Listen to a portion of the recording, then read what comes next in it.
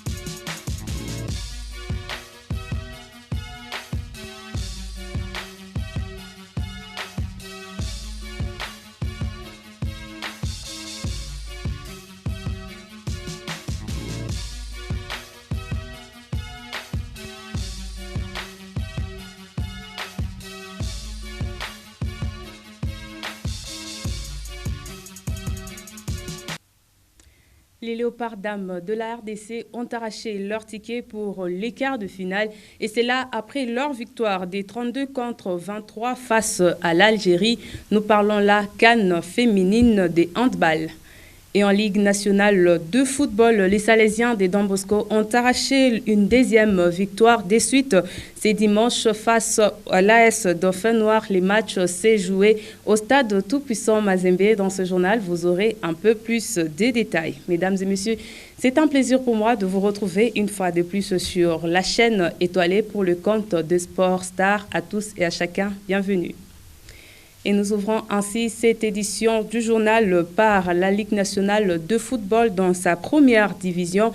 Comme je l'ai annoncé dans les titres, les cercles sportifs Don Bosco a reçu l'après-midi de ce dimanche 13 novembre l'AS Dauphin Noir au stade tout-puissant Mazembe, 1-0 et les scores étriqués qui a sanctionné cette partie. Et c'est grâce à l'unique réalisation des Mouini d'Ibundu que les hommes d'Éric Chibassou enchaînent avec leur deuxième victoire des suites en Ligue Foot. Les résumés, vous l'aurez certainement à les suivre dans nos prochaines éditions. Mais à présent, je vous propose de suivre les réactions d'après-match de coach Don Bosco ainsi que l'AS Dauphin Noir à tour des rôles. Quelle analyse faites-vous par rapport à la prestation de vos joueurs? On a vraiment poussé. Vous avez vu qu'on a vraiment cherché. Ça commence un peu à prendre au niveau de la mentalité. Il nous manquait beaucoup de choses au niveau de la mentalité. Ça, c'est un match qui va peut-être nous aider à créer des valeurs mentales. Parce que j'avais dit, on a fait le mix avec des joueurs qui descendaient de Mazembe, qui étaient blessés, les Kaniki, les Wilangui, ils ne sont pas encore à 100%, mais il faut du temps. J'avais demandé du temps. Voilà, moi je pense que ça va venir par le travail. Félicitations à Dauphin, tactiquement qui a fait un très beau match, qui a proposé quelque chose. Et Dieu était grand, on a réussi à prendre la victoire. Vous avez eu votre temps fort, il y avait beaucoup de ratés. Justement, qu'est-ce qui a causé un peu ces petits problèmes? Toujours la même chose, vous regardez mes matchs, c'est la même chose. Donc aujourd'hui, heureusement pour nous qu'on a réussi à la mettre dedans. On est sur une bonne dynamique, sur 2 victoires. Ça nous remet dans les 5 premiers. Avec le début de championnat qui était compliqué. Mais c'est bien, Dieu nous aide et on va aller petit à petit. Merci coach. Merci à vous. Visiblement, la prestation de vos joueurs, vous attendez à un match nul, mais c'est à la dernière minute que votre défense a pêché. Quelle analyse faites-vous par rapport à la prestation de vos joueurs? Bon, moi je vais dire que je vais féliciter d'abord mes joueurs parce qu'ils ont compris la consigne que j'ai donnée. On a bloqué l'équipe de Don Bosco jusqu'à la fin et puis jusqu'à la dernière minute, on a encaissé un but par erreur. Moi je vais dire que je vais encourager mes jeunes joueurs et puis on va voir la suite de la Ligue en foot. Et à part ça, il y a des choses que vous devez corriger dans la suite. Qu'est-ce que c'est que vous avez constaté comme les erreurs dans la prestation de vos joueurs? D'abord, moi je vais dire que c'est au niveau de l'attaque. Il faut qu'on joue devant, on joue d'abord vers l'avant. Il faut qu'on crée les occasions pour marquer. Si on ne crée pas les occasions, on ne peut pas marquer. Non, on va travailler sur ça et puis j'espère que ça va aller. Merci coach. Merci. Autre match joué, c'est dimanche en Lina Foot au stade de Martyrs de Kinshasa où la Sékouya recevait Étoile du Kivu et c'est Étoile du Kivu les visiteurs qui a emporté la partie par un score final de 2-1. Kalonda Goma et Bassalofu ont marqué pour Étoile du Kivu et Michel a été les buteurs pour la Sékouya. À présent, je vous propose de suivre également les réactions d'après-match des coachs. Suivez. C'est toujours le travail. Hein. On a préparé à conséquence. Je vous avais dit aux conférences de presse d'avant-match, Kouya joue les jeux directs, c'est aussi préparé à conséquence. L'objectif était seulement de gagner. Jusqu'à dernière minute, comme on avait perdu contre GSK en dernière minute, on avait dit aujourd'hui on va gagner jusqu'à dernière minute. On va toujours continuer à travailler pour gagner tous les matchs. Le reste du championnat. Les enfants n'ont pas respecté les consignes données, les enfants vraiment m'ont trahi. Ils étaient vraiment trop pressés. Beaucoup de précipitations. Donc devant le but, il n'y avait pas de maîtrise. C'est pourquoi ça a mal tourné contre Kouya Sport. Donc il n'y a rien de grave, rien à dire. On a perdu le match, on accepte. C'est un résultat du football, nous acceptons. On va toujours tenter, on va tenter de faire quelque chose pour gagner le match. Bon, nous on prépare l'équipe, mais arrivé sur le terrain, il y a 3 résultats, on perd, on gagne et on fait match nul. Donc nous acceptons le résultat. Et toujours là, au stade de Martyrs, Céleste FC et Daring Club Motema Pembe se sont séparés sur un nul d'1 but partout.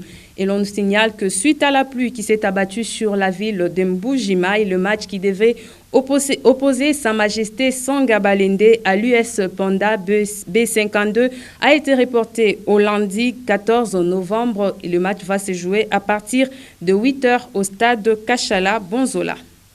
Ligue 2 à présent le samedi 12 novembre dernier au temple de Badiangwena où les FC Manga Sport étaient à la réception du FC Lualaba, 3 buts partout et les scores qui a sanctionné ces matchs, un résultat qui permet à Manga d'empocher son premier point de la saison dans un match largement dominé par les visiteurs.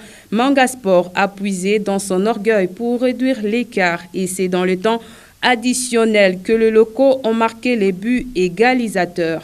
C'est un motif de satisfaction pour Moïse Kakose, entraîneur du football club Manga Sport, et pour son homologue de Lualaba, les manques de mental serré à l'origine de cette désillusion de son équipe. Les deux coachs sont au micro de Sam Kambwe et Meshak Kaembe.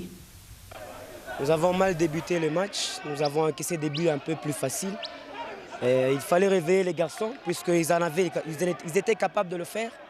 Et c'est pour ça qu'on a essayé de remonter en seconde période. Voilà, on a obtenu un match nul. On est trop jeune, même si ce n'est pas une vraie excuse, mais on est jeune et on se prépare par rapport à ça. C'est un problème, ça nous pose problème, ça fait 2 ou quelques matchs, mais nous allons nous améliorer sur ce point. Son total, je dirais, je ne sais pas comment m'exprimer. Ils ont fait des bêtises, il restait encore 2 minutes à la fin, mais les joueurs ont lâché. C'est la réalité du football, je n'ai pas de quoi dire. C'est une grande compétition. Hein. Le football se joue dans les petits détails. Ils n'ont pas si à marquer, nous avons trouvé beaucoup d'occasions là-bas. Il manquait un peu de réalisme. J'espère que la semaine prochaine, on a vu ça. Aux entraînements prochains, on va essayer de régler ça. Ligue 2 toujours, mais cette fois-ci dans la zone Est à Bukavu. Bukavu Dawa a battu AS Manika par 4 buts à 1. À noter que Mwacha Moricho a marqué l'unique but de Maika. Et pour Bukavu Dawa, les buteurs sont Amadi Oumoudi, Lola Kanda qui a inscrit un doublé et Miché a été les derniers buteurs pour le compte de Bukavu Dawa. Nous allons changer de chapitre pour parler en temps urbain de football de Lubumbashi. Les championnats vont se poursuivre ce lundi 14 novembre selon le programme ci-après. À ces clubs Bazano Croisera FC Saint-Pierre, ce sera à partir des 12h. Et à 14h, Blessing FC jouera Passion Yetu. Et enfin, À 16h, ce sera au tour des US Atari de jouer Honorable 2 et toutes ces rencontres sont prévues au terrain Mumbunda de la Gécamine. Par ailleurs, pour revenir aux rencontres qui ont eu dans le jour précédent, l'Union sportive Atari a tenu en échec l'Académie Club Jolicite, un match nul sans but. Et pourtant, les occasions étaient présentes de deux côtés. Malgré ces nuls, la révolutionnaire équipe d'Atari veut à tout prix finir parmi les deux premiers de l'entente urbaine de football de Lubumbashi. C'est ce que nous dit ici encore Peto. Nous, notre objectif, c'est parmi les deux premiers. L'objectif est bien clair cette saison pour les natifs de la Katouba. Après une belle saison réalisée l'édition 2021-2022, la révolutionnaire équipe d'Atari n'a su faire mieux qu'un match nul sans but face aux académiciens des Jolicites. Pourtant dominateurs durant toute la partie, les poulains du coach Mungo ont manqué du réalisme. Les verts et jaunes de la Katouba repartent avec un point face à l'Académie Club Jolicite, deuxième provisoire au classement avec 12 points sur les 18 possibles. Un match nul satisfaisant ou presque pour le coach Mungo qui promet de faire mieux pour la suite. Les autres joueurs ne vont pas encore terminer. Mais l'équipe qui ont joué aujourd'hui, je ne vois pas du mal qu'ils ont joué. Mais nous avons d'autres joueurs qui ont n'étaient pas venus pour faire le match de la non. Le match nous avons fait, on va faire le tour pour le récupérer 3 points. La révolutionnaire équipe d'Atari compte désormais 4 points en 2 sorties avant de jouer son derby face à Honorable 2, prévu pour ce lundi 14 novembre 2022. Et à l'entente de football de jeunes de Lubumbashi, retenez qu'un seul match était programmé. C'est dimanche au terrain Somika, l'Académie Club Gécos affrontait le jeune de FJK, 2 buts partout. Score au terme de cette rencontre. À noter que c'est la 3e journée du championnat de jeunes dans la catégorie minime. Encore Pueto nous en dit plus.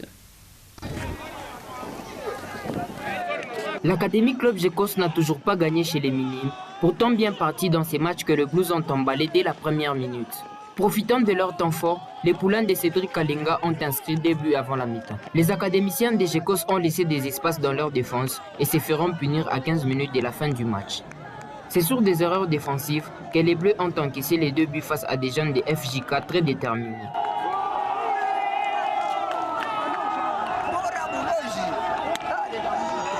Cédric Kalinga, entraîneur des Gécos, reconnaît les faiblesses de son équipe avant de fustiger les problèmes d'âge. Par rapport à la défense n'était pas en place et aussi il y avait les erreurs au niveau de l'île médiane.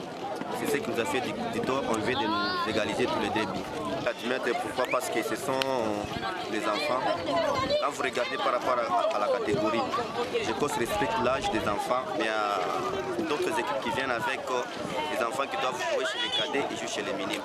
Mais nous on n'est pas là, les scores ne nous fait mal, ne nous fait pas mal, mais c'est la formation. Ils sont là pour être formés et prochainement ils seront capables de jouer n'importe quel match. Je dis merci à notre président qui a fait tout pour que les terrains soient praticables et il a met tous les moyens pour que les terrains soient praticables. Pour rappel, c'est pour la 2e fois que la seule académie du quartier Somika reçoit dans son fief à l'entente urbaine de football des jeunes de Lubumbashi.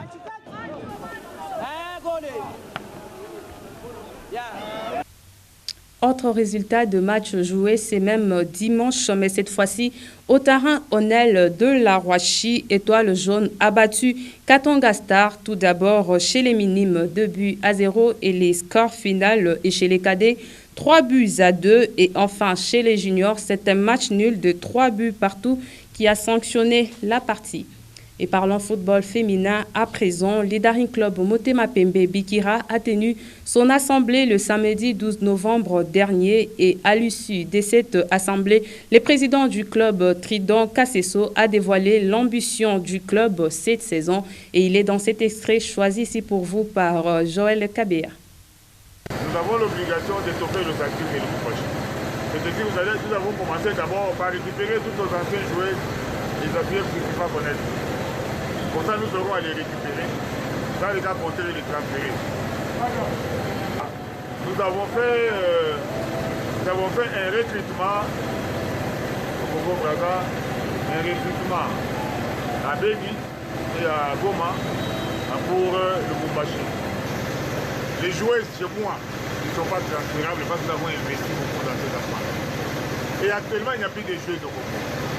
Mazembe a ramassé toutes les jeux joués du Congo pour renforcer son ossature. Quand vous arrivez à Kinshasa aujourd'hui, il n'y en a plus. C'est ainsi que vous aurez constaté que nous avons mis sur pied, une équipe junior. Nous avons des juniors à Malou. Ces juniors sont là comme une pépinière qui nous permettront de renforcer de temps en temps, du tir de Kinshasa et du tir de Lubumbashi. Et nous sommes restés toujours deuxième. Je pense que cette année, nous serons aussi un effort pour être deuxième. Ce n'est pas impossible. Football féminin toujours, mais nous allons faire un saut au Maroc pour vous signaler que la petite finale de la Ligue des champions féminines s'est jouée le samedi 12 novembre dernier au Maroc. Les Nigérianes de Baelza Queens FC terminent troisième de la compétition après leur victoire contre Simba Queens de la Tanzanie d'1-0. Et nous allons changer des chapitres à présent pour parler handball, deuxième succès de Léopard handball dames à la CAN, comme je l'ai tantôt annoncé au sommaire. La RDC a dominé l'Algérie 32-23 et s'est qualifiée pour le quart de finale. Le match contre l'Angola sera pour sa première place du groupe sans prime. Depuis le début de la compétition, les Léopards handball dames mériteraient une attention particulière, soutiennent d'aucuns. Et nous allons chuter ce journal par les volleyball de Lubumbashi. Un nouveau comité a été élu au volley club Mazembe Dames. C'était au cours de l'Assemblée générale extraordinaire et élective tenue le samedi 12 novembre dernier. Pablo Mukalai a été porté à la tête du club. Le comité a été élu et installé pour un mandat de 3 ans. Michel Bayo était présent pour le compte de Nyota Radio et Télévision. Il va désormais officier pour son premier mandat chez les Corbeaux Volley Dames. Pablo Mukala était d'ailleurs porteur d'un projet ambitieux. Notre objectif, d'abord, c'est la Coupe du Congo et de jouer l'Afrique l'année prochaine. Nous devons honorer notre président. Mazembe, c'est la victoire, Mazembe, c'est l'organisation, Mazembe, c'est la grandeur. C'est pourquoi vous me voyez une fois de plus venir auprès de vous, chercher vos voix. Et nos joueurs, je crois, ça ne sera pas comme l'année passée. On va essayer d'améliorer pour le vœu de mon cœur, vraiment. C'est la Coupe d'Afrique et souvent améliorer la condition de vie de l'équipe de Tout-Puissant. Le nouveau président du volley club Mazembe Dames a été porté à l'unanimité. 10 athlètes votantes ont toutes témoigné leur confiance en lui donnant le maximum de voix. Pablo Mukalai semble avoir un œil sur le volley et vouloir faire de Mazembe un géant serait devenu sa préoccupation. Il devra compter avec 15 autres membres avec lesquels il forme les comités sportifs. 3 dames ont été placées vice-présidentes, Diane Kakesse, Nadine Mbouyou et même Diane Chomba. Joachim Kitenge ainsi qu'Esther Kassonde seront en charge du secrétariat. Aurore Katoka et Fabien Biya sont commis à la trésorerie. Et le comité Mukalai a lui été installé par les délégués de la division des sports. En 2 ans d'existence, Mazembe Volleyball Dames est vice-championne de la Ligue. Faire croître encore une fois le club était les mots de l'entité. Et c'est sous une ambiance bon enfant que la cérémonie serait fermée. Et c'est par ici que nous mettons un point final à cette édition de Sport Star sur votre chaîne. Mesdames et messieurs, merci à tous de l'avoir suivi et surtout bon début de semaine à tous et à chacun.